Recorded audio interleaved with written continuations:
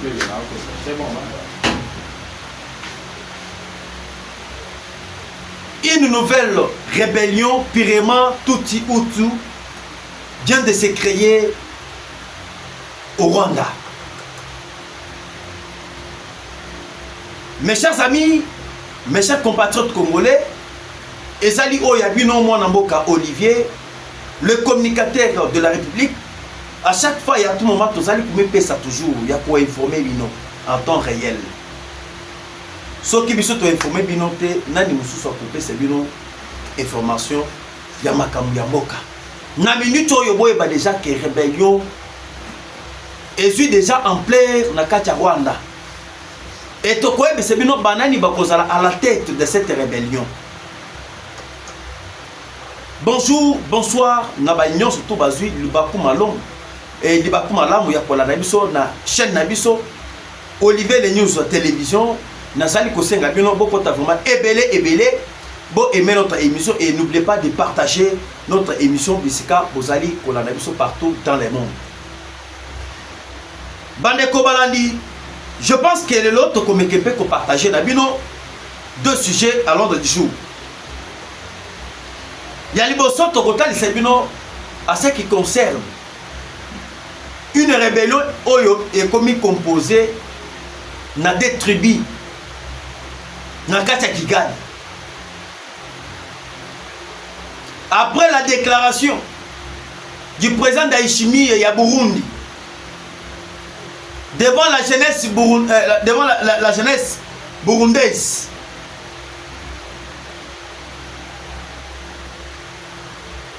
un opposant rwandais a eu la déclaration par rapport à une création, il y a un mouvement, il y a une rébellion dans le Rwanda.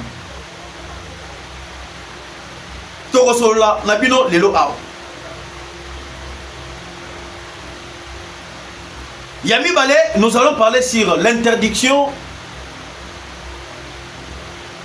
de l'avion rwandais sur l'espace aérien de la République démocratique du Congo. Et nous allons aussi entrer en détail dans Oyo Etali réunion, il y a Chole, na quelques membres, il y a prêtre, Oyo Bakutanaki, na me se connaît nank. Après cette réunion, quel a été le message des prêtres de l'église catholique? Beaucoup de vraiment ébélé, mes chers amis, Bandeko Balanignon surtout, il y a moi Namboka Olivier. Na minute oyo ndenge tozali ko ebisabino. Je suis la seule personne oyo ala ayebisa kibino. Pour que Bitumba esila na kati ya Congo, le régime de Kigali doit être renversé. Tant que Kakame azali na kati ya Rwanda, tant que Kakuta Museveni azali président na kati ya Uganda, bobo sana makambo oyo etali Bitumba. E Bitumba ekotikala kosila te soki bango bazali wana.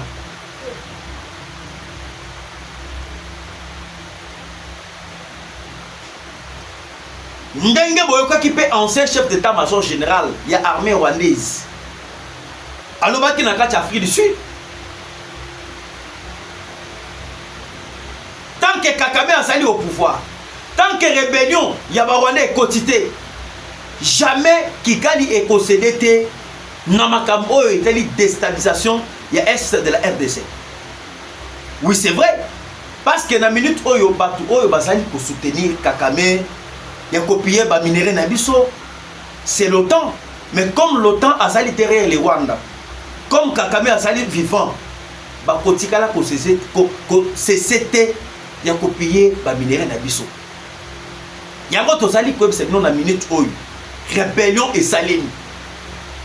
Et kalamingi te bozo ka bazo sala déclaration babi misa oyo tobengi ba officialiser oyo tozali ko benga rébellion. Je vais vous dire na makambo ezo salema aux jours à venir na kati ya Rwanda. Bola na nan d'abord objectif ya rébellion. Une nouvelle rébellion purement rwandaise vient d'être créé par la composition des Tutsi et Hutu. Selon les sources concordantes, on sait de cette nouvelle rébellion. Une déclaration officielle sera faite avant de lancer les attaques contre l'armée de Paul Kagame sur le sol rwandais. Boyoki. Kalabini te basali kosa la déclaration avant que ba annoncer une nouvelle rébellion oye kosalema na sol rwandais contre le régime sanguinaire de M. Paul Kagame. Je continue. Boyoka sikoyo. Voici quelques revendications de cette nouvelle rébellion rwandaise. Maintenant, par revendication, na makambo eteli rébellion ya sika. Oyo ezali ko se créame na kati ya Rwanda. Premièrement, stopper l'utilisation des militaires rwandais dans la guerre en RDC. Car les jeunes Rwandais sont sacrifiés pour les intérêts d'une seule famille de M. Paul Kagame. C'est ça la raison pour la guerre. Oh, bozali koyoka déjà rébellion, ezali ko se créer na kati ya Rwanda. Balobi. Ebele ba Rwandais bazali kokufa na parti SARPC. Au profit ya famille ya Kakamistan. Maintenant, pour stopper, Rwandais Bakoufa. Et qu'est-ce qui va arriver? C'est d'abord neutraliser le sanguinaire, les criminels qui est Kagame. La deuxième des choses, stopper l'utilisation. La deuxième des choses, créer une nouvelle visage de la population rwandaise en Afrique centrale et dans le monde entier par la population rwandaise sous Paul Kagame est devenue une bête noire considérée comme des criminels. Kagame azali na survie mususu te na kati ya Rwanda. Na minute oyo ndenge tozali koyebisa bino. Bokoyoka semaine oyo moto epeyi. Et n'oubliez pas que nous avons ba force spéciale na biso na ba wazalene bazali déjà na kati ya Kiseni. Bazali na kati ya Kiseni. Et lorsque rebelle ko salim bakobeta Rwanda pena bako contourner Rwanda dans pays désert. Vous pensez que le Rwanda c'est un grand pays? Le Rwanda n'est pas comme le Congo. Rwanda so kokota na Congo plus ou moins 115 fois. Au moins commune na biso ya Malou. C'est ce que nous pouvons comparer la République du Rwanda. Mais lorsque rébellion se créame na kati ya Rosisi, na kati ya oyo tobengi Kiseni. Okobeta tama kolobo ya ta 2 ou 3 jours. Okomi déjà na kati ya Kigali bobengani Kagame na kati ya pouvoir. Vous avez suivi comment l'opposant rwandais azali koloba. Alors les peuples rwandais sont mal vus. Bazali considéré te na kati Afrique centrale. Bakomi considéré comme des bêtes noires. Par rapport à la politique de M. Paul Kagame. La troisième des choses, par rapport à Makambo Oyo Italie, objectif, il y a rébellion Oyo Eko se créé na kati Rwanda. Rétablir une meilleure relation avec le pays voisin, tel que la RDC, le Burundi et la Tanzanie. C'est fini pour M. Paul Kagame. Moi, je pense que c'est fini pour les Occidentaux. Hein? C'est fini pour les Occidentaux. Parce que Kagame, c'est un pion que l'Occident a toujours utilisé. Que l'Union européenne a toujours utilisé pour avoir une facilité. Il y a copié minéraux il y a sous-région, il y a Grand Lac. Une fois rébellion, tant que Salim, objectif majeur est allié à que basons sa relation dans le pays voisin avec le peuple rwandais.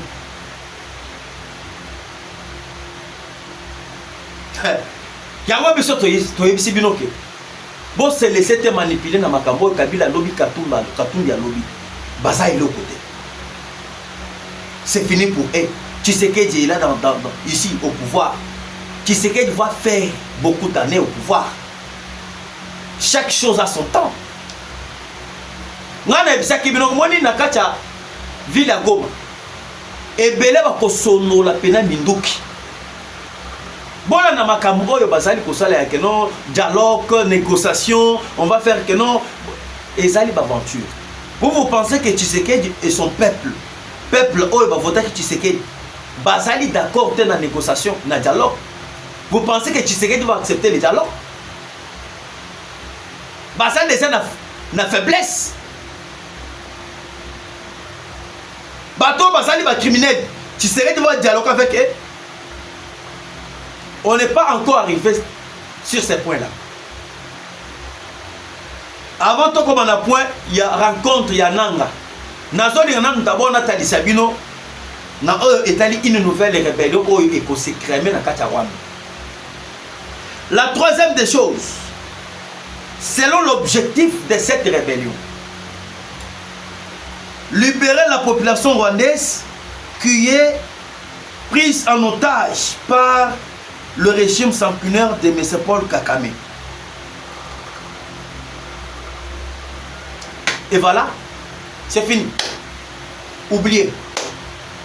L'Afrique maintenant va maintenant se développer. Maintenant, il y aura la paix en Afrique tout entière. Est-ce que vous voyez que tout Basalaki à Keno, Soudan du Nord et Kabwana, et comme Soudan du Nord, Soudan du Sud, c'était M. Paul Kagame. Regardez comment est-ce qu'il a déstabilisé la Mozambique. Mozambique, aujourd'hui, les gens n'arrivent pas à dormir. Là-bas, il n'y a pas la paix. À cause à qui? Le militaire rwandais.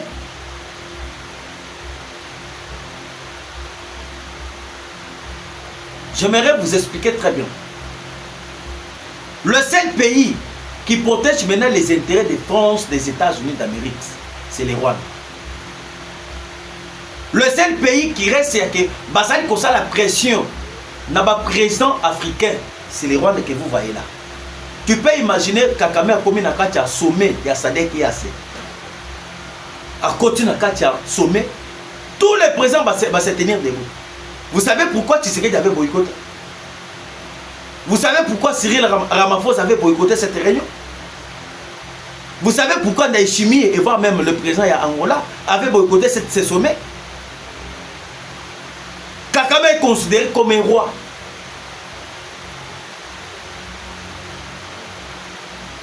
C'est un pion fabriqué par les Occidentaux et l'Union européenne. Yango tozali ko ebiselo na minute de rébellion ezoya na kati ya Rwanda. Bokanga makambo oyo nga nazali ko ebiselo. Même au plus tard. Tout au plus tard. Boko se rappeler na makambo oyo ngai nazali ko ebiselo.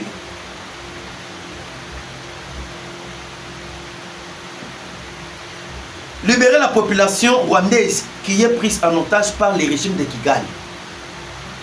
Effectivement, la population ya Rwanda bazu bango en otage. Le basali ko kanga ba jeune femme même bana miki ba 10 ans, bana miki ba 12 ans, 13 ans. Basali kotinda bango na front ba ekobunda. Et n'oubliez pas que ce n'est pas le peuple rwandais bango morote. Une fois et cette rébellion va se créer na kati ya Rwanda, le Soudan sera libre. L'Éthiopie sera libre. Ok? Nous avons la Tanzanie et le Burundi. C'est ça. Et cause à la Bamboka, oh, et cause à la libérer. Naboum, il y a un itinéraire, mais c'est Paul Kagame.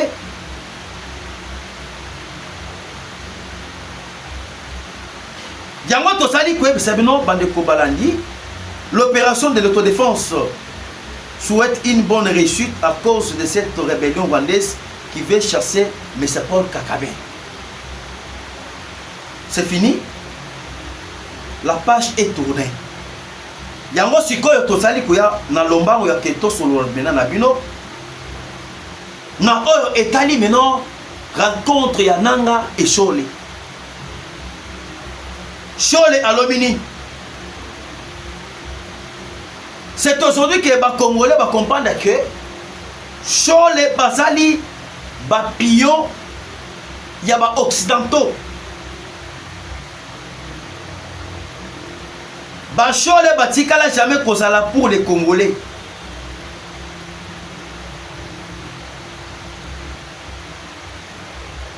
Actuellement, Bandeko Balani, tu peux imaginer Rwanda a côté ici ba M23 ba bomi ba Congolais et belé dans Est. Et les lots église catholique a zolinga pour faire laver Kakame na makila ba Congolais oyo abomi et belé dans partie à Goma. Ba comme si azali innocent. Vous comprenez? Et va passer sur Oyotobengi Goma. Par quelle voie? Baleki par Kigali. Baleka qui na Brazzaville. Bakomi na Brazzaville batini avion. Uniquement pour na bango. Et pas Kigali, et pas à Paul Kagame. Et avion est conçu bango à partir Yakuna Bamemi bango jusqu'à Kigali. Mais na Kacha Kigali, ils ont d'abord eu des échanges avec M. Paul Kagame. Et lorsque Basolona Kagame a fait un cahier de charges na bango, comme Bazali Pion ba Occidentaux, comme l'église catholique, Bazali ba représentant ya Union européenne. Baké maintenant na katia Goma pour que passe à la mascara. Na mascara, il y a que ce peuple congolais que les problèmes ce n'est pas Kagame, les problèmes c'est Nanga, c'est faire chiffon. Nanga Azali un simple un exécutant. Nanga Azali lokola un marionnette ya Kagame ou Azali ko utiliser. Nanga Azali étiquette. Boyoka sikoyo après cette réunion makambo oyo bango balobi. Balobi selon Chole.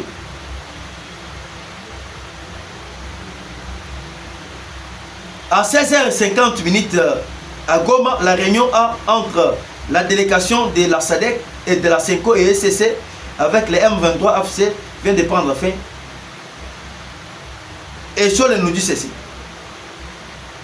Nous avons compris que beaucoup de choses peuvent avancer par les dialogues. Nous avons fait les plaidoyers pour l'ouverture du port de l'aéroport, mais aussi solliciter l'arrêt des hostilités car il y a plusieurs conséquences de la guerre, dit M. Chole. Nous sommes d'accord avec ce qu'on peut s'engager à trouver une solution pacifique le plus tôt possible pour que la guerre s'arrête. Donatien Chole. Bango balobi pour na makambo et une négociation. Voyez que bituma ici là ezaka va ya négociation. C'est-à-dire tofali na mesa na bananga to sololi. Ko solona nanga, vous pensez qu'on va parler avec les Nangs? On va causer avec les Noirs, les Nangs. Toko solona na Rwanda. Parce que c'est les Rwanda qui soutiennent au Azali Kopé Sabango Minduki. C'est les Rwanda au Azali Kopé Sabango militaire. On va partager avec les Rwanda. C'est-à-dire que nous avons un mixage et passage. Il n'y aura pas de dialogue. Il n'y aura pas de négociation. Mon tout oyo abomi ba Congolais et belé. On a perdu combien de vies? Il y a ba Congolais. 4000 personnes. Si quoi ba tout oyo ba kufi 4000.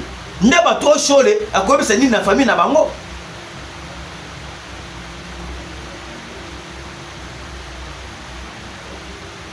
Nous savons des M23 en Sultan. Bateau est basé au service de l'Union européenne. On ne doit plus se laisser faire. On doit prendre nos choses à la main. On doit défendre notre intégrité territoriale. lelo siko bo comprendre que bambula nyonso tout oyo eleka batu oyo basalaki à la base ya déstabilisation ya Congo c'est l'église catholique. Mboka ekomi kaka ya ba négociation. Mboka ekomi kaka lelo to négocier, lelo to sali partage des gâteaux avec un petit pays. Jean-Pierre même a ébissi déjà bango. Il n'y a pas l'option ya dialogue. Tozali na option ya gay otokobunda. Ya ko défendre mabele na biso. Moi je vous dis clairement que les Occidentaux et l'Union européenne n'ont jamais abandonné le Rwanda. Bon, tu comment est-ce que Rwanda est na Qatar? À quel cosa na Qatar? Rwanda est na Qatar pour aller demander une nouvelle aide.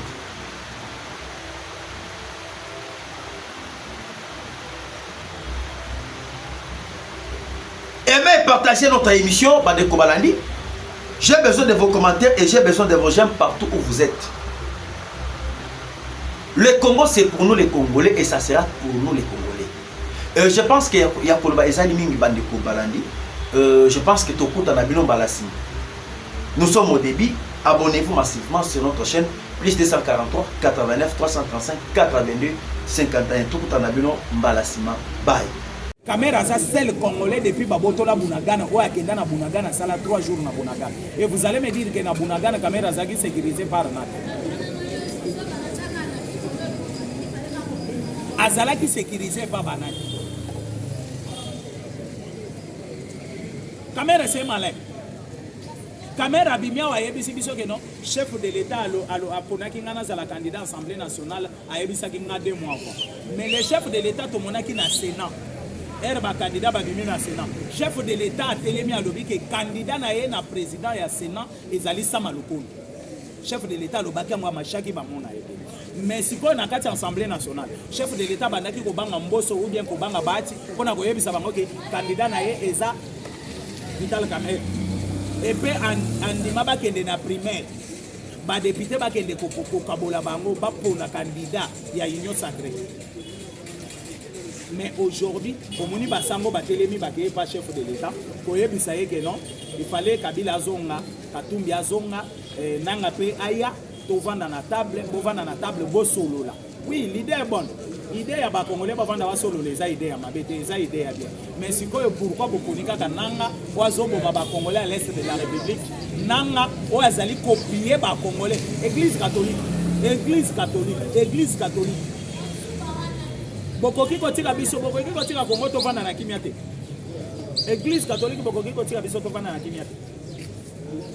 Mais à mon moment muto yebisaki biso ke asepelaka na ko diriger à Kagame asepelaka na façon Kagame a diriger mboka na ye. Donc ce qui est bon asepelaka na façon Kagame a diriger mboka na ye façon Kagame a diriger mboka na ye za façon ni ya koya copier na Congo ko boma pe ba Congolais de façon Kagame a diriger mboka na ye.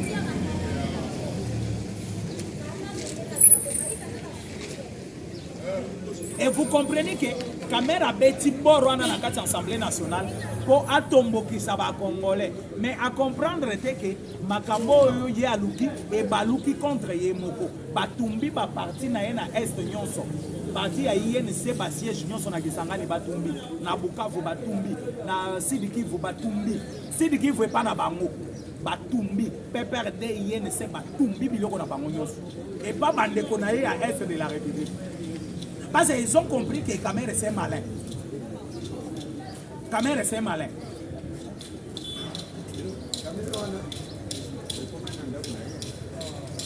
Kamerhe a monté biso scénario awa. Malanga yaki ko attaquer ndako na ye. Malanga bomi des gardes du corps basaki na ndako na ye. Mais mutuka oye bandaki ko guider malanga na cortège na ye. Mutuka oye vandaka na lupango ya Kamerhe. Mutuka la police o bazalaka na ndako ya Kamerhe. Mais batu baye ko attaquer ndako na yo babomi ba garde du corps mais ba koti na ndako na yo te nini empêcha ki bango passe ba garde baza déjà tué nini empêcha ki bango ba kota na ndako ya Kamerhe nyonso na ba plan ya Kamerhe azozo ba Congolais neti to abana na ye azo ba Congolais neti to abizengi et basango de l'autre côté balobi makambo ya dialogue Kamerhe de l'autre côté alobi makambo ya dialogue alobi non alobi na ba député boti kapase chef de l'état alobi déjà à ko négocier na suka Pona ko se laver na maloba na ya lobi caméra zo loba que non chef de l'État négocie avec avec le Rwanda ezali côté Kamboka te. Donc alinga bongisa déjà maloba na ya loba que déjà que le chef de l'État acceptait de négocier avec le Rwanda. Tant que caméra sait mieux que le chef de l'État chez bango na piège. Parce que le chef de l'État yebisi basango ko négocier na bato na nyonso bozolo beza bien. Mais il faut des peuples bandima. Si le peuple moyen, chef de l'État, aya boina katia peuple, aya bosenga peuple bandi maïzate, le chef de l'État, ndé omoni a sengi un congrès extraordinaire. O ezali ko sale manakati Assemblée nationale. Pour ba député, bangonde, bandi masiko yokeno, to négocier avec les Rwandais. Ceux qui va député bandimité, parce que ba député baza ba représentant ya peuple. Ba député ba yebi déjà que peuple bazo lingate que to négocier avec les Rwandais. Moyen ba député bandi ma to négocier avec ba Kabila na bane. Parce que Kabila ba kimamboko na zo yebisa bino Kabila Katumbi mutu abengana bango na kozote batima bango. Bande que je pense très bien que tous en a souka ya émission na biso. Mon numéro c'est plus 243 82 75 76 085. Bande ko ba congolais tous en conscience. Tokanga mboka na biso tozala biso likolo ya lisu. Parce que ceux qui au Rwanda les lois continuent à Congo ba yebiso teke